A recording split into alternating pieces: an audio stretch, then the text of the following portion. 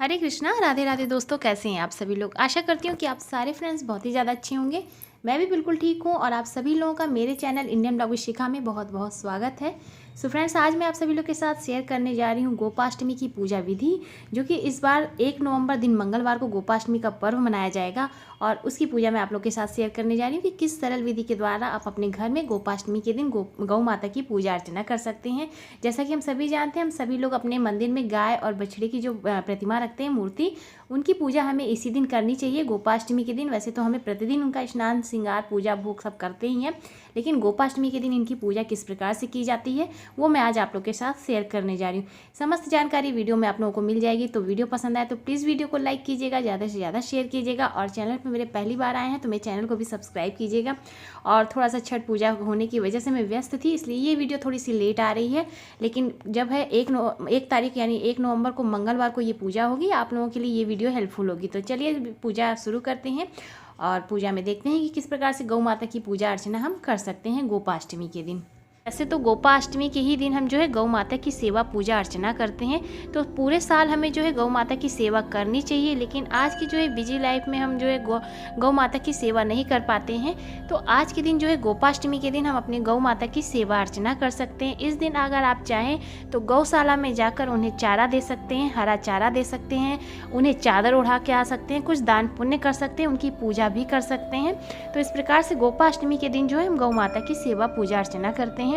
तो अगर संभव ना हो सके, अगर आप गौशाला नहीं जा सकते हैं, अगर आपके घर में इस प्रकार से गौ माता की बछड़े के साथ अगर उनकी प्रतिमा रखते हैं, उनकी जो है मूर्ति रखते हैं, तो आप उनकी भी पूजा विधि विधान के साथ कर सकते हैं। क्योंकि गोपाष्टमी का बहुत ही ज़्यादा महत्व होता है। गोपाष्टमी कार्तिक मास की शुक्ल पक्ष की जो अष्टमी तिथि होती है, उस दिन हम जो है गोपाष्टमी का पर्व मनाते हैं बहुत ही धूमधाम से।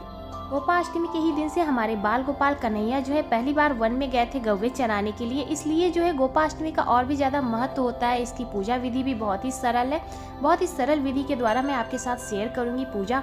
तो गोपाष्टमी के दिन आप हो सके तो पूरे साल गौ माता की सेवा करें, नहीं हो सके तो गोपाष्टमी के दिन जो है गौ माता की पूजा अर्चना कर सकते हैं। तो यहाँ पर आप देख सकते हैं कि मैंने इस प्रकार से तैयारी कर ली है पूजा के लिए और वही विधि मैं आप लोग के साथ शेयर करूँगी। तो यहाँ पर मैंने एक चौकी लगा ली है, पूजन की सामग्री एकत्रित की है, उसमें मैंने कच्चा दूध, हल्दी, अक्षत, जो है चंदन वगैरह, रोली रख लिया है, मौली रख लिया है। बहुत ही सरल विधि के द्वारा पूजा हो जाती है। जल रख लिया, यहाँ आरती की थाली मैंने रखी है, पुष्प ना हो इस प्रकार से आप अक्षत भी रख सकते हैं। धूप दीप आप रखें। यहाँ पर मैंने भोग के लिए जो है कुछ मिठाई, फल फूल रखा है, जो जितनी आपकी शक्ति हो आप उस हिसाब से आप भोग लगा सकते हैं। पूजन में मैंने यहाँ सामग्री रखी, श्रृंगार की कुछ रखी सामग्री है, वस्त्र रखा है, फूल रखा है और थोड़ा सा जो भी हो सका उतनी कम जो है कम से कम सामग्री में मैं आपको ये पूजा करके दिखाऊंगी। तो इस प्रकार से आप अपने घर में दक्षिणा के लिए भी आप जरूर से कुछ जो है पैसे निकाल के रख सकते हैं और इन्हें आप गौशाला में जाके एक दान पुण्य भी कर सकते हैं। तो इस प्रकार से देखिए मैंने एक चौकी लगा ली है, लाल वस्त्र बिछाया, उस पर मैंने गौ माता को विराजमान किया। अब मैं यहाँ पर गणेश जी को विराजमान कर रही हूँ। सर्वप्रथम गणेश जी की पूजा की जाती है, आचमनी करेंगे हम 3 बार जल को हाथ में लेंगे। इस प्रकार से सर्वप्रथम आचमनी करेंगे, अपने आप को पवित्र करेंगे, सभी चीज़ों को शुद्ध करेंगे और इस प्रकार से फिर हम पूजा आरंभ करेंगे। आचमन करने के बाद अब हम करेंगे दीपक को प्रज्वलित। इसके बाद जो है हम धूप जलाएंगे। दीपक को प्रज्वलित करके ही हमें पूजा अपनी प्रारंभ करनी चाहिए, क्योंकि दीपक ही हमारी पूजा के साक्षी होते हैं। सर्वप्रथम हमें जो है दीपक की पूजा करनी चाहिए। इसके बाद अब हम कर रहे हैं गणेश जी की पूजा। तो यहाँ पर आप देख सकते हैं कि गणेश जी को मैंने एक अक्षत पर इस तरह से विराजमान किया है और यहाँ पर जो है मैंने उन्हें स्नान कराया और इसके बाद एक जो है तौलिए से मैंने साफ कपड़े से उन्हें पोंछा है। इसके बाद वस्त्र रूपी मैं उन्हें मौली अर्पित कर रही हूँ, फूल चढ़ाऊंगी और इसके बाद हम यहाँ पर दूर्वा अर्पित करेंगे। गणेश जी को दूर्वा अति प्रिय है, इस प्रकार से आप दूर्वा जो है उन्हें चढ़ा सकते हैं। नहीं है दूर्वा तो कोई बात नहीं, आप पुष्प ही चढ़ा सकते हैं। पुष्प भी नहीं है तो आप अक्षत चढ़ाएं। और इसके बाद देखिए यहाँ पर मैं उन्हें जो है चंदन लगा रही हूँ, पीला चंदन लगाएंगे, रोली लगाएंगे और इस प्रकार से बहुत ही सरल विधि के द्वारा हम गणेश जी की पूजा करेंगे। इन्हें इत्र की सेवा देंगे। इत्र हमें हर पूजा में चढ़ानी ही चाहिए। तो इस प्रकार से इत्र चढ़ाने के बाद अब हम गणेश जी को भोग लगाएंगे। तो यहाँ पर देखिए इस प्रकार से मैंने भोग लगाया। आचमनी करेंगे, 3 बार जल घुमाकर जो है गिरा देंगे और जब भी जल हम घुमाकर गिराएंगे तो हम किसी पात्र में गिराएंगे, सीधे जमीन पर नहीं गिराना चाहिए। तो इस प्रकार से जो है हम उन्हें भोग अर्पित करेंगे और हमारी जो है गणेश जी की पूजा हो गई है समाप्त। और अब हम प्रारंभ करेंगे गौ माता की पूजा। तो इस प्रकार से हम गौ माता को स्नान कराएंगे। पहले जल से स्नान कराएंगे, इसके बाद जो है हल्दी में इस प्रकार से जल को मिलाकर इस प्रकार से हम हल्दी का स्नान कराएंगे। और यहाँ पर हल्दी से स्नान कराने के बाद हम जो है कच्चे दूध से माता को स्नान कराएंगे। और कहा जाता है कि गौ माता का जो है पूजा अर्चना हमें प्रतिदिन करना चाहिए। गौ माता के रोम रोम में जो है हमें 36 करोड़ देवी देवताओं का वास होता है। तो इस प्रकार से गौ माता की सेवा तो प्रतिदिन करनी चाहिए।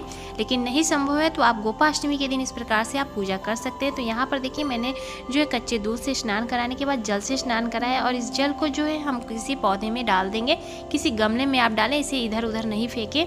और इस प्रकार से स्नान कराने के बाद एक जो है सूखे कपड़े से हम इस तरह से गौ माता को पोंछ देंगे। पोंछने के बाद यथास्थान इन्हें विराजित मैंने कर दिया है। और अब हम इन्हें वस्त्र रूपी इस प्रकार से इन्हें कपड़े उड़ाएंगे, क्योंकि ठंड के समय में हमें गौ माता को भी वस्त्र जो है पहना कर रखना चाहिए। हो सके तो आप गौशाला में जाकर जो है चादरों का दान कर सकते हैं, क्योंकि गौ माता को चादर इस प्रकार से उड़ाई जाती है। तो आप चादरों का भी दान कर सकते हैं। तो यहाँ पर देखिए मैंने वस्त्र इस तरह से गौ माता को उड़ाया। मैंने यहाँ पर एक माला तैयार किया। इस प्रकार से देखिए माला मिलती है और मैंने इसमें एक छोटी सी घंटी लगा दी है। तो घंटी भी मेरे पास थी तो मैंने इस प्रकार से इन्हें घंटी लगा दी। और कहा जाता है कि गौ माता को जो है गोपाष्टमी के दिन घंटी जरूर से पहनानी चाहिए, बहुत ही शुभ होता है। और इसकी ध्वनि से जो है सभी नकारात्मक जो है वो चीज़ें हट जाती हैं और सकारात्मक ऊर्जाएं बनी रहती हैं। इस प्रकार से जो है हमें घंटी जो है गौ माता को जरूर से पहनानी चाहिए। अब हम यहाँ पर इनका श्रृंगार करेंगे। श्रृंगार करने के बाद जो है हम इन्हें पीला चंदन लगाएंगे और साथ में हम अपने बछड़े को भी पीला चंदन लगाएंगे, उन्हें भी वस्त्र अर्पित करेंगे, उनके चरण में जो है चंदन लगाएंगे। इस प्रकार से रोली चढ़ाएंगे और जो है साथ में बछड़े की भी पूजा की जाती है। तो इस प्रकार से आप गौ माता और साथ में बछड़े की पूजा करेंगे तो बहुत ही शुभ होता है। सुख संपत्ति की प्राप्ति होती है, संतान प्राप्ति की होती है और संतान के लिए ये बहुत ही ज़्यादा सुखकारी पूजा होती है। इसलिए जो है इस प्रकार से गोपाष्टमी की पूजा आप कर सकते हैं। इत्र की सेवा देंगे। तो यहाँ पर देखिए मैंने इत्र इस तरह से गौ माता को लगाया है। इसके बाद हम यहाँ पर जो है गौ माता को मौली अर्पित करेंगे। वस्त्र रूपी मौली अर्पित किया जाता है। इस प्रकार से पूजा का विधान है। तो मौली अर्पित करेंगे, पुष्प चढ़ाएंगे। तो मेरे पास जो है माला नहीं थी, अगर हो सके तो आप पुष्पों की माला भी पहना सकते हैं इस दिन गौ माता को। मेरे पास जो भी घर में पुष्प थे मैं वही मैं आप लोगों को बता रही हूँ कि बहुत ही सरल विधि के द्वारा आप पूजा कर सकते हैं। ऐसा नहीं है कि बहुत सारी चीज़ें हो तभी आप पूजा करें, आप कम से कम चीज़ों में भी बहुत अच्छे से पूजा कर सकते हैं। यहाँ पर मैं थोड़े से श्रृंगार की सामग्री चढ़ा रही हूँ, जिसमें कि मुख्य रूप से चूड़ी है, सिंदूर है और बिंदी है, आलता है। और इस प्रकार से देखिए मैंने उन्हें श्रृंगार के सामान अर्पित किया। यहाँ पर मैं अपनी जो है गौ माता के लिए कुछ हरी घास रख रही हूँ। इस प्रकार से हरी घास का चारा जो है हमें गौ माता को लगाना चाहिए भोग। तो यहाँ पर मैंने जो है गौ माता की पूजा कर ली। अब हम करेंगे बाल गोपाल की पूजा। तो मैंने इन्हें सुबह ही स्नान आदि करा दिया था। तो इस प्रकार से एक विधान है। तो इस प्रकार से मैं इन्हें स्नान करा रही हूँ, पोंछ रही हूँ और इसके बाद इन्हें वस्त्र रूपी मौली अर्पित करूँगी।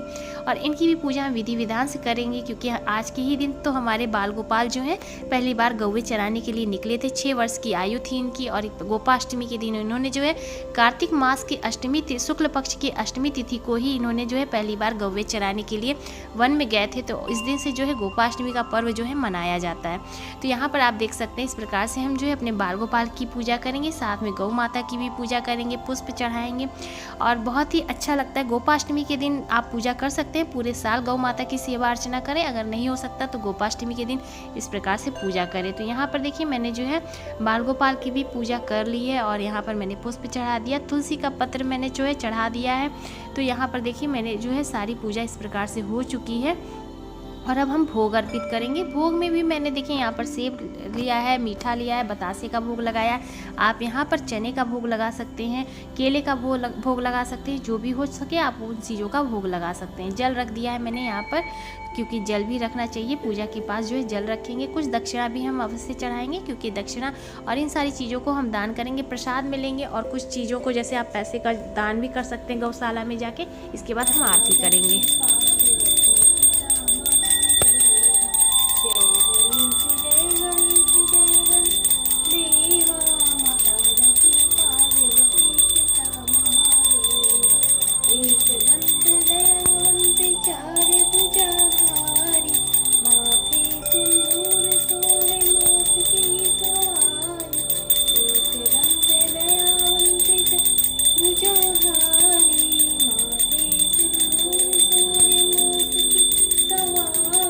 सर्वप्रथम गणेश जी की आरती करेंगे, इसके बाद जो है हम अपने कन्हैया जी की आरती करेंगे। हो सके तो गौ माता की आप कथा यहाँ पर सुने, कथा का सुनना बहुत ही महत्व होता है, तो इसलिए कथा सुने और आप इनकी भी आरती कर सकते हैं, पूजा कर सकते हैं। इस प्रकार से आप जो है यहाँ पर अब छोटी सी पूजा बहुत ही सरल विधि के द्वारा कर सकते हैं। आरती यहाँ पर देखिए मेरी हो चुकी है, तो अब मैं इस प्रकार से जल घुमाने के बाद जो है सभी लोगों को आरती दे दूँगी। घर में भी हम लोग सभी लोग आरती लेंगे।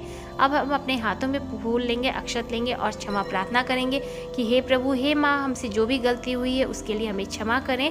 जितनी जानकारी थी उसी हिसाब से मैंने जो है आपकी पूजा की है, इसके लिए आपसे मैं क्षमा मांगती हूँ और आप अपनी कृपा दृष्टि हम पर सदैव बनाए रहें। इस प्रकार से पूजा की समाप्ति करेंगे। और इस प्रकार से जो है मैंने अपनी जो है सरल विधि के द्वारा गोपाष्टमी की पूजा की है, जो कि मैं आप लोग के साथ शेयर कर रही हूँ। तो आप यहाँ पर देख सकते हैं कि आरती की थाली रखी हुई है और यहाँ पर मैं आपको चौकी भी दिखा देती हूँ कि पूजा हो जाने के बाद कुछ इस प्रकार से जो है यहाँ पर आप देख सकते हैं आरती रखा हुआ है। और यहाँ पर जो है मेरी पूजा की चौकी लगी हुई है, जहाँ की मैंने अपनी गोपाष्टमी की पूजा की है। बहुत ही सरल विधि के द्वारा मैंने एक छोटी सी पूजा की है, जो कि मैं आप लोग के साथ शेयर कर रही हूँ। और आप देख सकते हैं बहुत ही अच्छा लगता है जब आप इस प्रकार से गौ माता की सेवा करते हैं, पूजा करते हैं। तो हो सके कि गौ माता की सेवा आप प्रतिदिन करें, नहीं हो सकता है तो आप इस प्रकार से गोपाष्टमी के दिन जरूर से उनकी पूजा करें। और आप जो है इस दिन गौशाला में जाके जरूर से दान पुण्य करें। जिनके पास गाय हैं वो तो प्रतिदिन सेवा करते हैं, लेकिन जिनके पास नहीं है वो एक दिन तो जरूर से समय निकाले, गोपाई अष्टमी के दिन समय निकाले, लेकिन आप गौ माता की सेवा जरूर से करें। इनका आशीर्वाद सदैव बना रहता है। इनके आशीर्वाद से हमेशा जीवन में जो है सुख समृद्धि बनी रहती है। संतान प्राप्ति के लिए ये बहुत ही अच्छा जो है पूजा होता है गोपाष्टमी का। तो इस प्रकार से आप इनकी बाल गोपाल की भी पूजा जो है कर सकते हैं। और हमारे बाल गोपाल और हमारे कन्हैया तभी खुश होते हैं जब हम अपनी गौ माता की सेवा करते हैं। इस प्रकार से मैं आप लोग के साथ ये छोटी सी वीडियो शेयर कर रही हूँ। उम्मीद करती हूँ वीडियो पसंद आई होगी, तो प्लीज़ वीडियो को लाइक कीजिएगा। और अगर यदि मेरे चैनल पर नए हैं तो मेरे चैनल को भी सब्सक्राइब कीजिएगा, फ्रेंड्स फैमिली में शेयर कीजिएगा। और मैं मिलूंगी आपको अपने नेक्स्ट वीडियो में। तब तक के लिए हरे कृष्णा, राधे राधे।